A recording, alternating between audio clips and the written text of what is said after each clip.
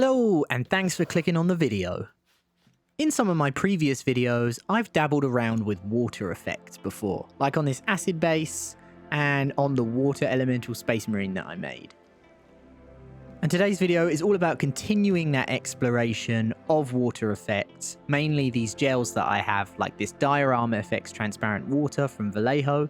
And I'm going to be experimenting with lots of variations to try and discover what will make the best water bases out of these effects that I have. And this isn't so much of a review as it is just me trying to get the most out of what I've got. And if you haven't got these effects but you want to pick them up and use them because of what I show in this video, then that's great. Or if this video convinces you shouldn't get these and maybe go for something more like a traditional resin pour, then so be it. On top of my water effects, I've picked out a collection of bluish and sand-colored paints that I'm going to be using to either dye the gel or to use as an undercoat beneath the gel.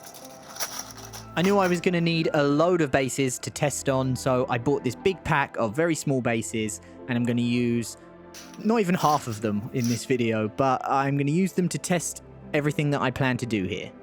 So with everything ready, let's do this. The first thing I need to prepare is a control. What does this stuff look like over a completely normal unpainted base? This will give me something to compare with when we do the other base coats and other methods in this video. If you've never seen this effect before, you apply it like this, it's white, and then when it dries, it goes see-through. Because it will be transparent in the end, it's quite important what you put under this. So, first up, I'm painting some sand colors on some bases, ready to emulate what this water effect would look like over sand. Then I wanted to use a variety of different blues as well, and I had to make sure I applied second coats on these bases so that they were nice and opaque. I'm using a dark blue, which is imperial blue. I'm using a mid blue, which is blue-green, and I wanted some of that green for that sort of tropical watery effect. And then I'm using a really sort of green-blue, which is amula aqua. I wanted to have a comparison of a slightly different product that's similar, and so I got this AK water gel that's Atlantic blue, and it's already dyed, and I wanted to see how that would compare with the transparent version of the gel from Vallejo. After comparing the blank bases for comparison, I then used all of my colors, arranged them in a grid like this, and knew that I'd go for each column and I would add a different type of the effect on the top. So for the first column, I'm just going to add the effect with nothing in it, just purely on its own over the base coat to see what happens. And I know that the stuff I'm testing in this video is only a small amount of the products out there that you can use to make water bases. There are loads of others to test. So consider this sort of an initial exploration. I can always do lots more videos on testing the best ways to make water bases in the future. That could include resin, all kinds of other products, and all kinds of other techniques too.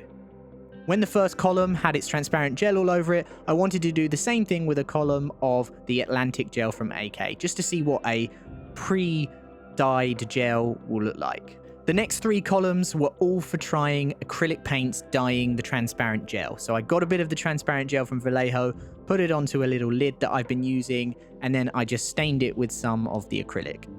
I started with night blue and I worked through blue-green and then amula aqua. They're the same colors that I used on the bases because I also thought it would be interesting to see if using the same color on the undercoat and in the gel will have an effect or will make it look different or the same. I then repeated the exact same process for the other colors, added those to the base and just applied those on. For this initial layer, I ended up applying these quite thickly as well. I wanted to see if they'll go transparent with acrylic paint added directly to them. As for applying the gel, I found that a small spatula was quite useful for doing this, although I imagine if you've got a messy old brush that you don't mind ruining, you could definitely use a brush to get possibly even a bit more control than the spatula gives. I did spend a bit of time on each base trying to smooth out any weird lumps that I didn't like the look of. So from those initial tests, let's look at the results. These two bases are my controls, my comparisons. They are basically just the plain base with the product over the top. Nothing changed. I think the water effect over the base actually works really well. It just makes it look like really dark water. Then if we look at the bases that were undercoated with the transparent gel with nothing added to it, we can see that this is what they look like. And for me, there are two standouts. I quite like this amula aqua base. It gives me a real tropical feel. I also really like this dark blue base, and I think the cloudiness of the water effect here really helps sell the effect. Next up were the bases that I added the AK Atlantic gel to, and you can see that this seems to work a lot better over these bright coloured sand bases. And I also tried applying this much more thinly just to see what it would look like if you did a really thin layer. Next up is the transparent gel with the acrylic paint in it. So this time it was Imperial Blue, and once again I think these apply better over lighter coloured sand bases. You can see a bit of the sand coming through, and I think that gives it more depth. For the other two colours, I ended up applying the gel a bit too thickly, and you can't really see any of the undercoat coming through. So I tried a much thinner layer on this base, and you can see that a bit of that colour does end up coming through. So the lesson to learn from that is be really careful if you're adding acrylic to your gel straight out of the bottle, as it can stop the gel from going transparent. Now it's time for me to do a second wave of bases, so I prepped up some bases with sand and some bases with blue again in order to try and do some different tests. And I also used a much darker blue this time, just to see if going even darker, somewhere between the Imperial Blue and the black unpainted base, if we could get a sweet spot. I also briefly showed some green because I'm going to try some green bases to try and see if I can do like pond water on a base.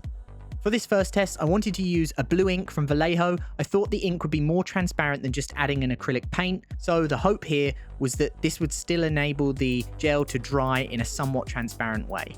I wanted to do a few different variations where I tried to achieve a transparent mixture but with a bit of colour in it. So next up, I ended up trying to use blue and yellow to make a slightly bluish green. Then I used the tiniest amount of that and added that to the mixture. These are both inks as well, by the way.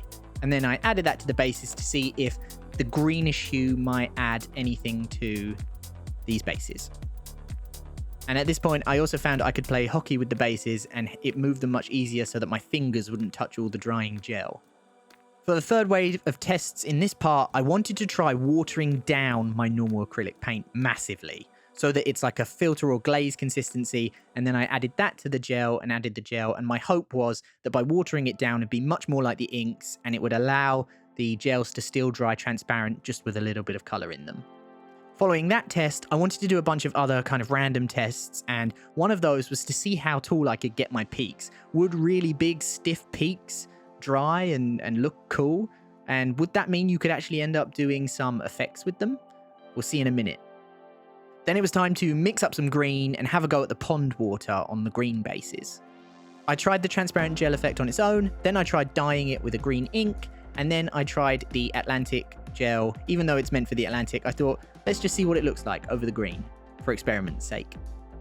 Next up, I wanted to go a bit out there and try and do lava with this water effect. I just wanted to see if it was possible. It's quite easy to paint a lava effect. I show it in my OSL Anakin video from Star Wars Legion, but I thought, why not see if we can just do it with this gel too? I did two variations of base, one that was a bit more orangey yellow and one that was a bit more pure yellow. And then I stained the gel with an orange ink and tried to apply that over the top. On the brighter yellow base, I also tried to use fluorescent paints just to see if that would add anything to the effect. And for this base, I also tried to dot different colours around of more orangey parts, just to see, again, what that would do. The last bases I wanted to try were to do blood pools. I thought that it might be a cool effect to get red bases and stain the gel with a red ink, and then add that to the bases and see what we get. I tried one with a really dark, evil red base coat, and I added a bit more red ink to it as I was mixing it up, and then I tried one over gory red from Vallejo as well. So now let's look at the results. So this first one is the blue ink stained transparent gel. This actually looks pretty good overall, but it's not too different from using the gel if it didn't have anything in it at all. On the sand bases though, I do quite like the blue tinge that this adds. For the dark blue bases, it doesn't seem to add as much, although it is a more subtle effect, so if that's what you're looking for, it could be pretty good for that. Next up is the version dyed with a bit of a greenier blue, so a bit of that yellow and blue ink mixed together. Very similar effect here, although one thing I did notice is that on the darker, much darker base here, where I had the gel a bit thicker on one half, it created a really nice cloudiness that I think made great base for waves.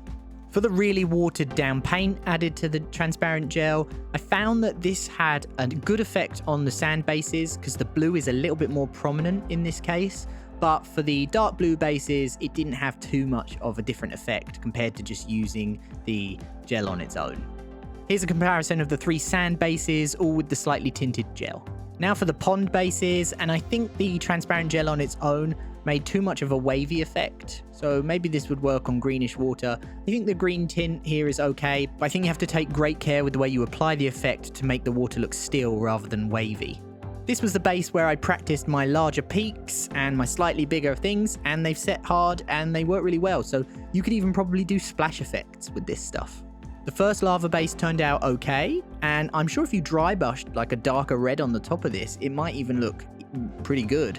And this base is a total failure. Bits came up from the base, and the effect just makes it look like custard or egg, so don't do that unless you want a custard pool. Of the blood bases, the first blood base is okay and looks fine, but there wasn't much of a difference between the transparent effect and the undercoat underneath, which was gory red.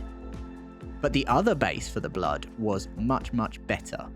So using a dark base coat of evil red and then adding this red tinted liquid effect to the top, you actually get a fairly cool looking dark evil blood look, and that could easily make a base under a vampire. So of all the bases, these ones were the ones I thought were most promising, and so I wanted to try using a foam effect on them. I used this foam effect from Vallejo, and my first attempt was a bit naff. This is how I taught myself how to do it, and I basically learned that you should probably apply this really precisely with a brush. Trying to dry brush this and trying to use some kind of hard spatula makes it a little bit harder. I think the precision you can get from using a small brush will help to make this effect more subtle, and I think subtlety here is key. So for this Imperial Blue base, this is what I got once I'd finished the foam effect, and I think it looks okay. It does make it look a bit like waves. For this one, I like it even better because the slightly blue tinted effect on the top of the dark base here creates a transition up into the white foam that I really like. I thought the Big Peaks base actually looked alright with the foam effect as well, and I think this tropical one probably didn't need the foam effect, but it doesn't hurt it too much. Once again, this shallow sand base probably looks better without the white water. There wouldn't be this much white effect on top of that shallow water. And then for this one with the more intermediate blue, I think the water effect's fine once again. I actually thought the unpainted base looked better without the foam effects because it adds, I think, too much contrast. It goes black to white, which is like the maximum contrast, so it's probably a bit too much. So with this quick exploration into bases, I hope that I might have shown you a good way to make a water base with these kinds of effects, or if not, hopefully I've inspired you to have a go at experimenting and trying all your different effects to see what works best. I also wanted to have a go at applying all this knowledge to a bigger, larger scenic base, so I'm going to do that in a short this week, so check that out if you want to. As always, thank you so much for watching, and I hope you'll join me for the next one.